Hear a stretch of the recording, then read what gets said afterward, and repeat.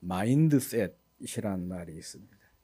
마음가짐이란 그런 뜻인데, 그런데 이런 그 마인드셋에는 두 종류가 있대요. 고정된 고정 마인드셋, 그러니까 고정적인 어떤 마음가짐과 또 성장 마인드셋, 그 성장하는 어떤 마음가짐, 그런 두 종류가 있는데 어떻게 이것을 구분하느냐? 사람의 기본 능력과 재능을 고정된 기질로 생각을 하는 것, 이런 것을 가리켜서 고정 마음가짐이라. 또 열심히 노력하고 배워서 발전 가능하다라고 생각하는 것을 성장 마음가짐이라, 그렇게 얘기를 합니다. 그런데 어떤 마음가짐을 갖느냐에 따라서 사람이 크게 달라져요. 이 고정 마음가짐을 가진 사람은 어렵고 힘든 일을 회피하게 되고 포기하게 됩니다. 반면에 성장 마음가짐을 가진 사람은 힘들고 어려운 일이 있어도 거기에 굴하지 않고 또 도전하게 되고 그것을 극복하기 위해서 열심히 노력을 하게 된다고 그럽니다. 그런데 이렇게 이 마음가짐이 개인뿐만 아니라 주변에 있는 다른 사람들에게도 영향이 다르다는 거예요. 이 성장 마음가짐을 가진 사람은 주변 사람들을 성장을 시켜 격려하고 또 위로하고, 그래서 주변 사람들을 잘 되게 한다는 거죠. 그러나 이 고정 마음가짐을 가진 사람은 주변 사람들에게 소극적인 영향을 끼친대요. 발목을 잡고 또 소위 말하면 김을 빼는 그런 역할을 하는 게 소위 말하면 이 고정 마음가짐이라, 그렇게 얘기를 하고 있습니다. 참 그 의미 있는 그런 얘기인 것 같아요. 한번 나는 어떤 사람인가? 나는 이 고정 마음가짐을 가진 사람인가? 성장 마음가짐을 가져서 사람들을 격려하고 위로하고 또 도전을 주고 그렇게 해서 다른 사람을 성장시키고 또 내가 몸담고 있는 그 공동체를 잘 되게 하는 그런 사람인가 생각을 해볼 만한 그런 내용인 것 같습니다. 특별히 금년에 또 한 번의 기회로 주신 이 새해를 어떤 마음가짐을 가지고 살아갈까 한번 생각을 해봤으면 좋겠다 싶습니다. 오늘 본문에 보면 이런 성장 마음가짐을 가지고 자신은 물론이거니와 주변을 잘 되게 하는 사람이 소개되고 있습니다. 성경에서 참 보면 아름다운 사람들이 많이 나오지 않습니까? 그 아름다운 사람들 중에 저에게 대표적으로 한번 꼽아봐라 그러면 제가 꼽고 싶은 사람 중에 한 사람이에요. 바나바라고 하는 분입니다. 사도행전 4장에 보면 바나바에 대한 프로필이 아주 간단하게 소개가 되고 있습니다. 그 사람은 구브로라고 하는 그 섬이 있어요. 지중해에 섬이 있는데 구브로라고 하는 섬 출신 그 유대인으로 부자였습니다. 부자였고 또 그의 그 신앙이 참 그 열심이었던 것 같아요. 섬김이 굉장히 탁월해서 사도들이 그의 이름을 개명을 해줬어요. 원래 이름은 요셉이었는데 그의 이름을 바나바라 그렇게 개명을 해 주었습니다. 바나바라고 하는 이름의 뜻이 참 의미가 있어요. 영어로 보면 헬퍼 그렇게 번역이 되어 있습니다. 헬퍼가 어떤 사람이냐? 다른 사람을 되게 하는 사람, 다른 사람을 잘 되도록 뒤에서 서포트를 잘하는 사람, 이런 사람을 헬퍼라 그렇게 얘기를 하는데 바나바라고 하는 이름의 뜻이 그렇습니다.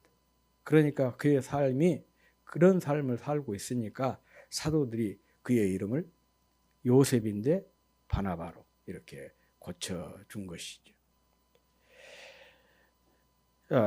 성경에서 그에 대한 얘기가 비중 있게 다루어지고 있지는 않지만은 그 추정을 해볼 수 있는 것이 그거예요. 바나바는 일단 교회를 참 되게 했던 사람이다. 그가 처음 섬겼던 교회가 예루살렘 초대교회라고 하는데 그 초대교회를 잘 되게 했던 사람이에요.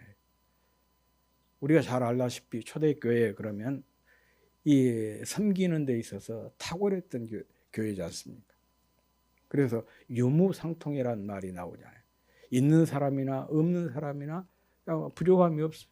그렇게 그런 교회가 초대교회예요.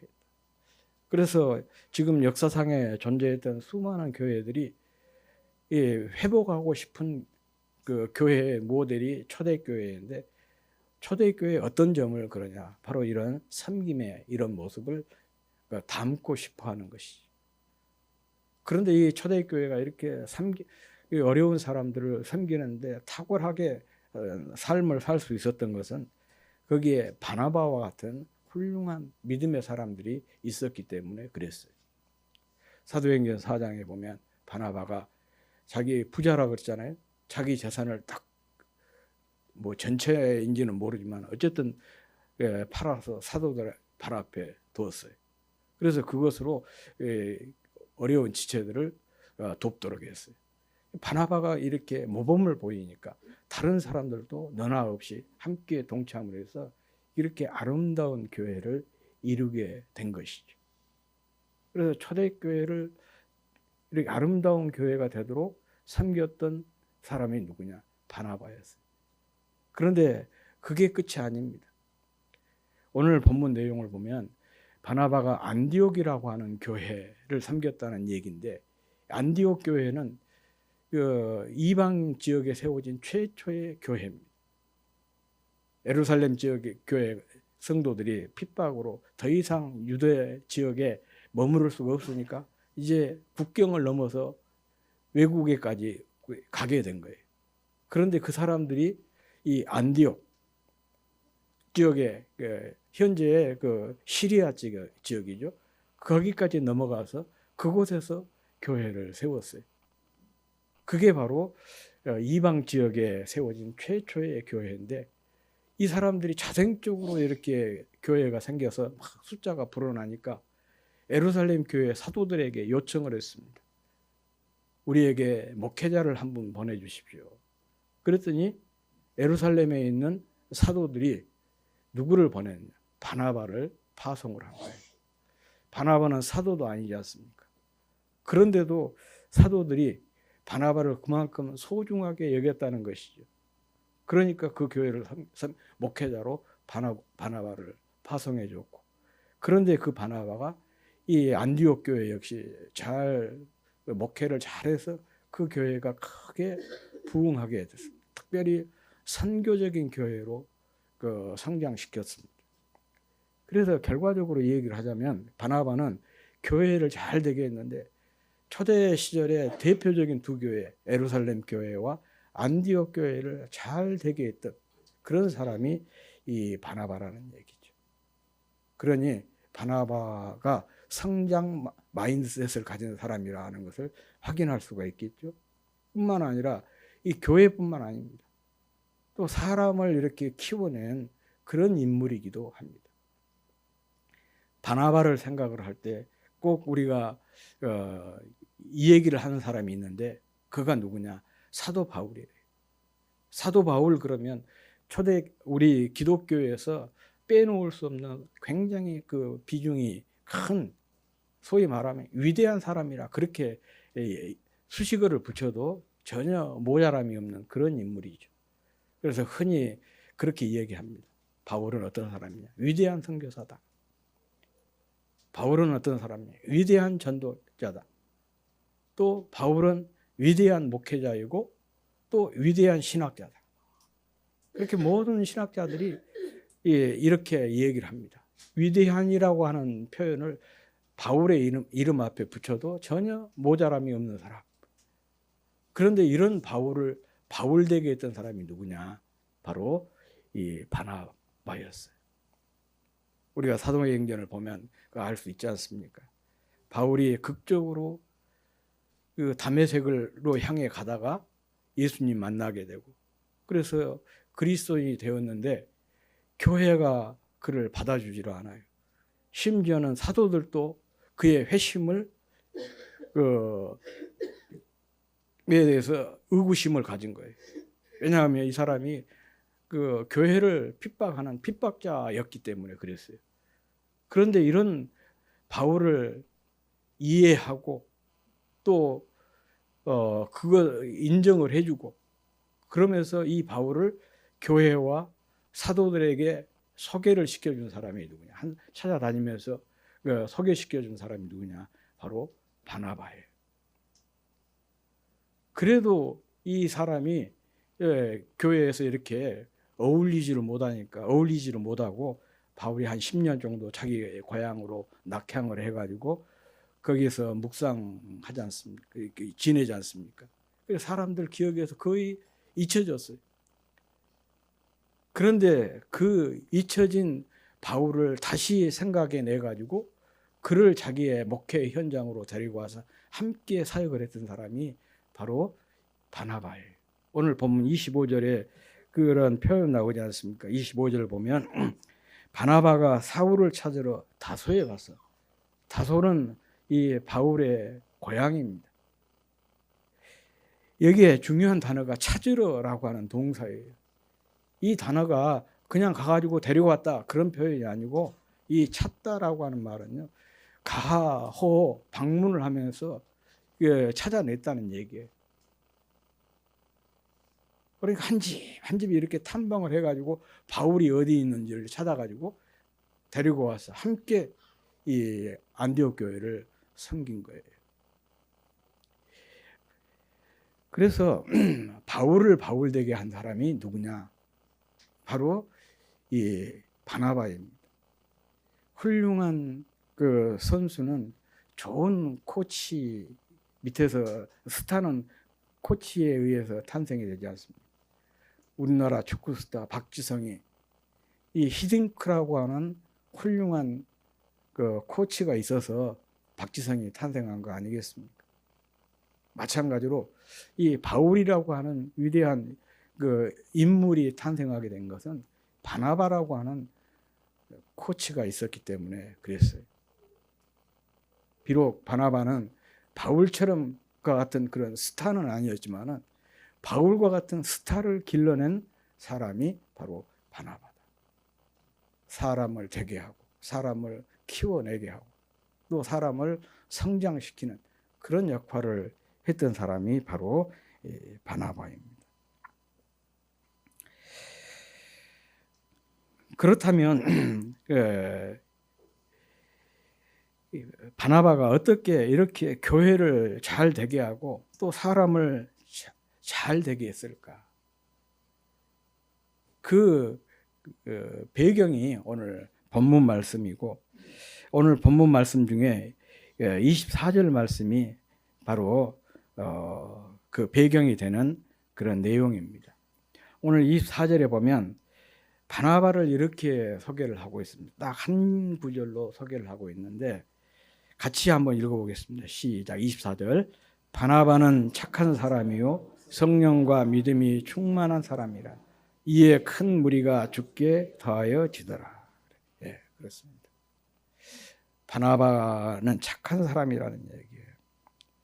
이 착한이라고 하는 단어가 바나바가 어떤 사람인가를 잘 보여주는 그런 표현인데 이 착한이라고 하는 것은 단순히 어떤 그의 도덕성을 얘기한 것이 아니라 영성에 대한 표현입니다. 이 단어 자체도 그렇지만은 뒤에 나오는 성령과 믿음이 충만한이라고 하는 이 표현이 그것을 증거하고 있습니다. 다시 말하면 착함은 성령과 믿음의 산물인 거예요.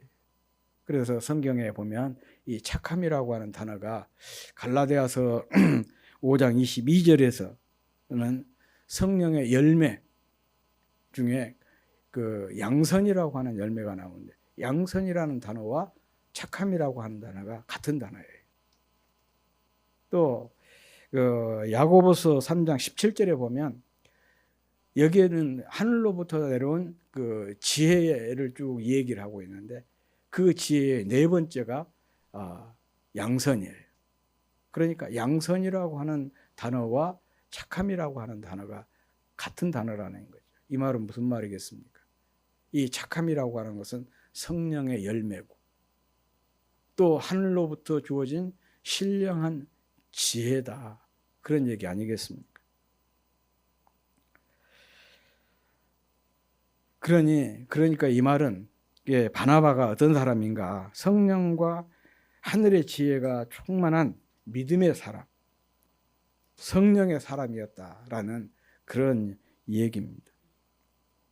그래서 그러니까 이 말은 그의 그 영성을 잘 표현해주고 있는 것이죠. 이렇게 성령과 하늘의 지혜가 충만한 사람이었기에 그를 통해서 몸인 교회가 세워지게 되고 그를 통해서 바울과 같은 위대한 하나님의 사람이 세워지게 된 것이죠.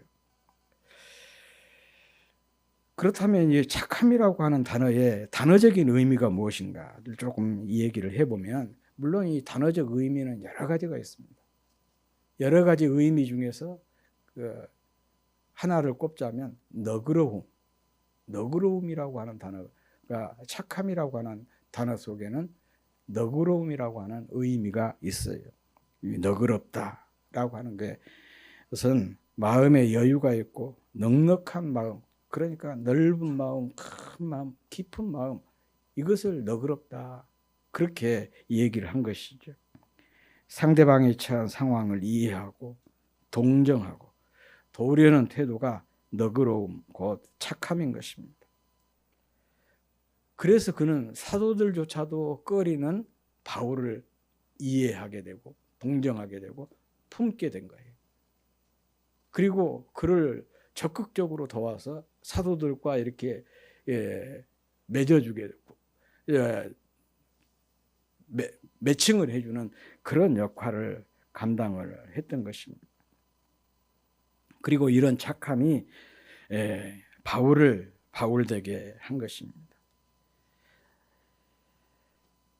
착함은 자기만 생각하는 사람들에게는 절대 갖지 못하는 그런 어떤 성품이에요. 어려움을 당한 이웃을 생각하고 그들을 위해 무엇인가 하고자 하는 이런 마음, 이런 태도가 착함인 것입니다. 그리고 착함은 성숙과 통하고 마음의 풍성함과도 통하는 그런 내용입니다. 우리 그 전래 동화 중에 그런 거 있잖아요. 한 선비가 어느 부잣집에서 묵게 되는데 마침 그때 그 부잣집 아이가 놀다가 진주를 하나 잃어버렸어요. 그러니까 이제 부자가 생각하기를 이 진주를 선비가 훔쳤다라고 생각을 한 거죠. 그래서 이 선비를 묶어가지고 헛간에다가 집어넣었어요. 다음 날이 밝으면 이제 관아에다가 고발을 하기 위해서. 참 억울하죠. 그런데 이 선비가 아무 말도 않고 그냥 순순히 다 당한 거예요. 다음 날이 밝았어요. 하인들이 와가지고 이제 이 선비를 끌고 관아로 가려고 하는데 선비가 그런 얘기를 해요. 먼저 저 거의 똥을 한번 만져봐라. 그렇게 얘기를 했어요. 거의 똥을 만지니까 거기에 뭐가 있냐? 다이아몬드, 진주가 있는 거예요. 그러니까 선비는 알았어요. 거의가 그 진주를 삼키는 것을 봤어요. 그러니까 그 하인 중에 한 사람이 왜 그걸 보고도 이 얘기하지 않았습니까? 그래서 이런 고초를 그 혐의를 받고 고초를 당한 것입니까? 그랬더니 선비가 이렇게 얘기한 거예요. 내가 이 얘기했으면 살아있는 거의 배를 갈랐을 거 아니냐. 그래서 내가 하루 저녁 조금 고생을 하더라도 그렇게 해서 이 거의를 살리기 위해서 그랬다는 거예요. 참 그 의미 있는 얘기 아닙니까? 너그러움이라고 하는 것이 바로 이런 것입니다.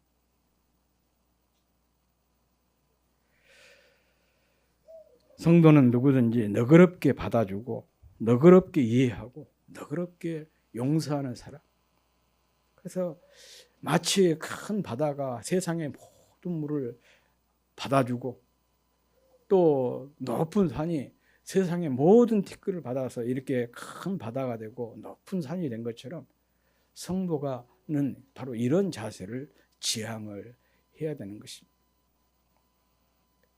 좋은 교회는 바로 이런 교회, 세상의 모든 물이 다 모일 수 있는 그런 큰 바다와 같은 교회, 세상의 모든 티끌들이 모여서 태산이 되는 것처럼 그런 산과 같은 교회가 좋은 교회, 이게 바로 착함인 것이죠.